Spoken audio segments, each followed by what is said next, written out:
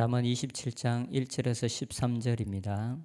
너는 내일 일을 자랑하지 말라. 하루 동안에 무슨 일이 일어날는지 내가 알 수 없음이니라. 타인이 너를 칭찬하게 하고 내 입으로는 하지 말며 외인이 너를 칭찬하게 하고 내 입술로는 하지 말지니라.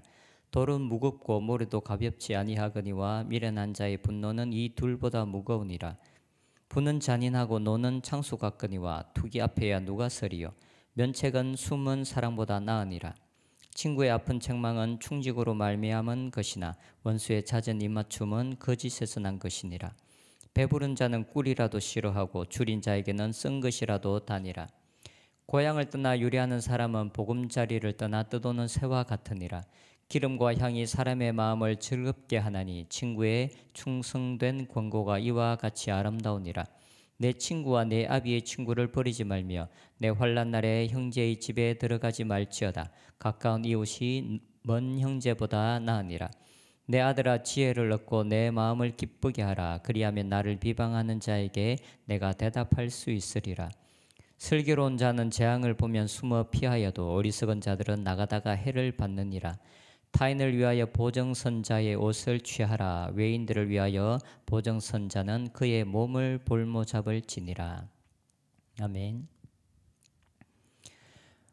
우리나라 속담에는 내일 일을 말하면 귀신이 웃는다라는 속담이 있다고 합니다.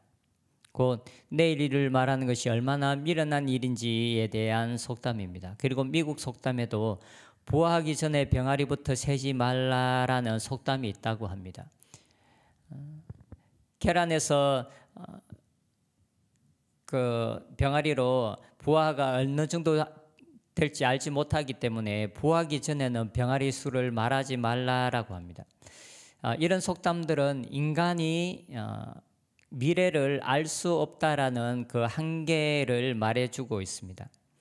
사람들은 내일 일을 알 수 없을 뿐만 아니라 실제로 오늘 하루의 한 치 앞도 알 수 없는 것이 우리의 실제적인 모습입니다.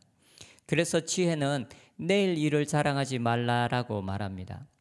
1절에 보면 너는 내일 일을 자랑하지 말라. 하루 동안에 무슨 일이 일어날는지 네가 알 수 없음이니라. 때로는 우리가 계획한 일들이 모두 잘 되어 가는 것처럼 보일 수가 있습니다. 그리고 실제로 잘 될 수도 있습니다. 하지만 항상 잘 되어지는 것은 아닙니다. 우리의 삶에는 언제 어떤 일이 일어날는지 정확하게 알고 있는 사람은 아무도 없습니다. 잘 되고 있는 것처럼 보였던 일들이 갑자기 큰 문제가 생기기도 하는 반면에 때로는 아무런 길도 보이지 않고 아무런 소망도 보이지 않는 그곳에서 아주 기대하지 못했던 일들이 우리의 삶 가운데 펼쳐지기도 하는 것이 우리의 인생입니다. 우리가 잘 알고 있는 본문인 누가복음 12장에 보면 한 부자의 이야기가 나옵니다. 그 사람은 원래 부자였습니다. 그런데 그 해의 소출이 더 풍성하게 되었습니다. 그래서 그 사람은 마음속으로 생각합니다. 이 많은 곡식들을 어떻게 할까? 그래, 곡간을 헐고 더 크게 지어서 많은 곡간을 가득 채워서 평생을 염려하지 않으면서 살아야 되겠다라고 생각을 합니다. 그런데 그날 밤 하나님께서 그에게 말씀하십니다. 어리석은 자여, 오늘 밤에 내 영혼을 도로 찾으리니 그러면 내 준비한 것이 누구의 것이 되겠느냐? 예수님께서 부자의 비유로 말씀하신 일이지만 그러나 이것은 모든 사람들에게 일어날 수 있는 일이라는 것을 예수님께서 말씀하고 있습니다. 우리는 한 치 앞도 내일 일을 알지 못하는 자들입니다.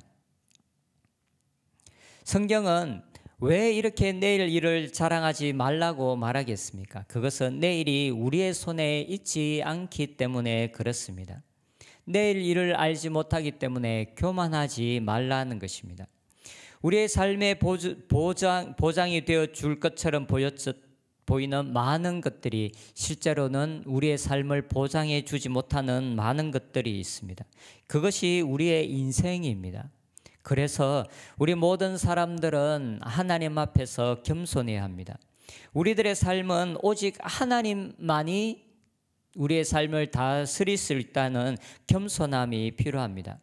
한 치 앞도 제대로 알지 못하는 것이 우리의 인생이라는 것을 깊이 있게 인식하는 것, 그것은 바로 우리를 겸손하게 만들어 줍니다.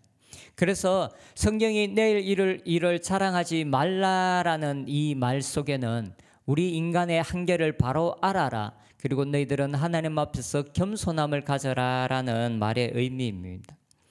반면에 어떤 사람들에게는 도저히 소망이 없는 것 같은 절망 중에서 갑자기 빛이 비추어지는 것처럼 그들의 삶의 길이 열려지기도 하고 축복이 임하는 것을 경험하는 사람들도 있습니다. 그래서 우리에겐 내일 일에 대한 자랑이 필요하지 않듯이 내일 일들에 대한 깊은 낙심이나 낭망, 절망 또한 우리에게 필요하지 않습니다.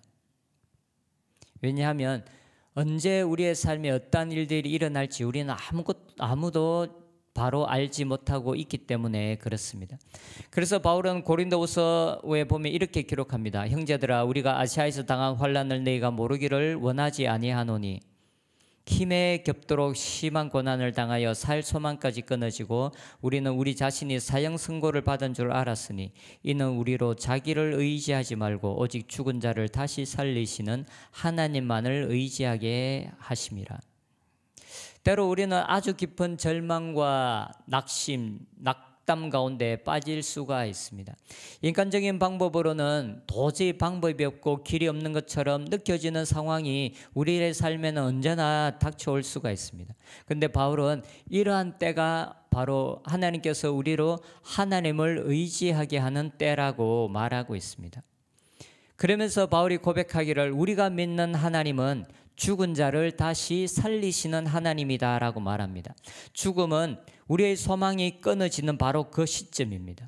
그런데 우리의 소망이 완전히 끊어지는 그 시점에서조차 하나님은 우리를 다시 일으킬 수 있는, 우리를 다시 살리실 수 있는 분이시라는 것입니다.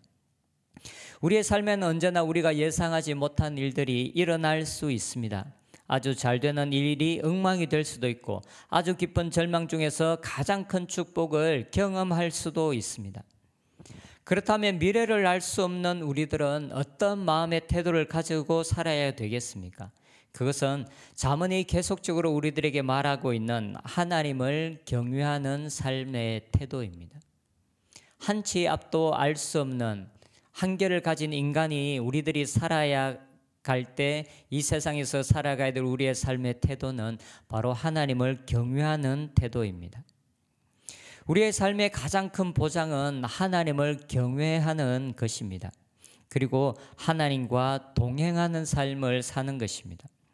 우리의 삶이 형통하게 잘 풀릴 때에도 그리고 때로는 삶의 고난과 환난이 닥쳐와서 우리의 삶의 소망이 끊어지는 것처럼 느껴지는 그 순간에도 우리가 가져야 될 삶의 태도는 하나님을 경외하는 태도, 하나님께 소망을 두는 태도, 하나님의 말씀대로 살아가려고 몸부림치는 태도, 그것이 바로 우리의 삶의 가장 큰 안전이고 우리의 삶의 가장 큰 보장이 되는 것입니다. 하나님의 인정을 받는 사람이 되는 것, 그것이 가장 지혜로운 것입니다. 2절에는 이렇게 말합니다. 타인이 너를 칭찬하게 하고 내 입으로는 하지 말며 외인이 너를 칭찬하게 하고 내 입술로는 하지 말지니라. 그런데 사실 내가 나를 자랑한 것이 나에게 무슨 의미가 있습니까? 그리고 심지어 다른 사람들이 나를 칭찬하는 것 또한 우리들에게는 아무런 의미가 없습니다. 왜냐하면 나는 나 자신을 책임질 수가 없습니다. 그리고 다른 사람들 또한 나 자신을 책임져 줄 수가 없습니다. 오직 우리 각자의 삶을 책임져 주실 수 있는 분은 하나님 한 분밖에 없습니다. 그래서 누가 나를 칭찬하는가? 내가 나를 칭찬하는 것이 의미가 없고 다른 사람들이 나를 칭찬하는 것 또한 의미가 없습니다. 정말 중요한 것은 우리의 삶이 보장이 되어질 수 있고 우리의 삶을 책임져 줄 수 있는 그 하나님께서 나를 지금 어떻게 보고 계시는가? 그것이 가장 중요한 것입니다. 하나님은 예수님을 사랑하심으로 말미암아 예수님을 죽은 자 가운데서 일으켜 주셨습니다. 하나님께서 예수님을 기뻐하심으로 그를 죽은 자 가운데서 살려 주셨습니다. 절망 가운데서 아무런 소망이 없는 곳에서 하나님은 예수님의 소망이 되어 주셨습니다. 하나님께서 우리의 삶을 기뻐하실 때 예수님의 삶 가운데 일어났던 것처럼 죽은 자를 살리시는 하나님의 능력이 우리의 삶 가운데도 역사하는 것을 우리가 믿었으면 좋겠습니다. 그리고 그 하나님을 신뢰했으면 좋겠습니다. 그리고 실제로 우리의 삶 가운데 그 부활의 능력이 역사하고 우리의 삶 가운데 우리를 일으키시는 것을 경험하는 우리의 삶이 되었으면 좋겠습니다.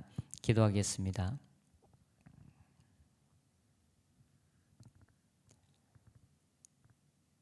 하나님을 기쁘시게 하는 삶을 살 수 있도록 노력하는 우리들의 삶이 되게 하여 주시옵소서.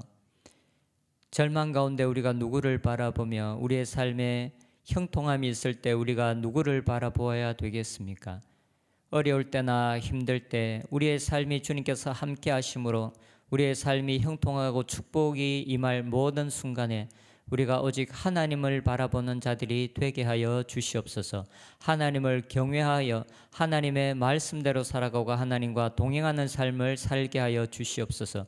우리가 나 자신을 만족시키기 위해서 살아가는 삶도 아니고 사람들을 기쁘시게 하기 위해서 살아가는 삶도 아닌 오직 하나님을 기쁘시게 하는 삶을 살아갈 수 있도록 은혜 내려 주시옵소서. 예수님의 이름으로 기도드립니다. 아멘.